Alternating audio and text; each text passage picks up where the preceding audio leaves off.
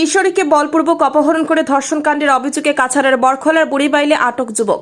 ধৃত যুবকের নাম আব্দুল আহমেদ লস্কর, বয়স 34, বাড়ি বুড়িবাইল প্রথম খণ্ডে। জানা গেছে, কিশোরীর পরিবারের অভিযোগের ভিত্তিতে ভাঙারপাড় পুলিশ ফাঁড়ির ইনচার্জ গোবিন্দশীল গোপন সূত্রে খবরের ভিত্তিতে বুধবার গভীর রাতে অভিযান চালিয়ে বুড়িবাইল গোপন ভেড়া থেকে আটক করে প্রথমে ভাঙারপাড় পুলিশ ফাঁড়িতে নিয়ে আসেন, পরে ওকে প্রেরণ করা হয় বরখলা থানায়। আজ সকালে থেকে পুলিশ আদালতে প্রেরণ করে।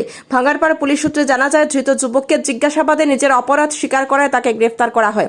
উল্লেখ্য, জুলাই মাসে আব্দুল আহমেদ লস্কর শিলচর মধুরবন্দের এক কিশোরীকে বলপূর্বক বুড়িবাইলে এনে আবদ্ধ করে ধর্ষণ করে। একসময় মেয়েটি নিজের প্রাণ রক্ষা করতে সেখান থেকে পালিয়ে বাবার বাড়িতে যায়।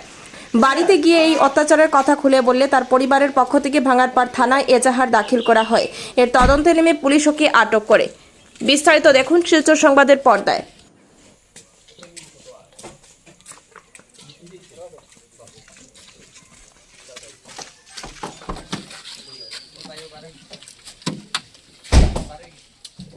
আমি ফটো নিতে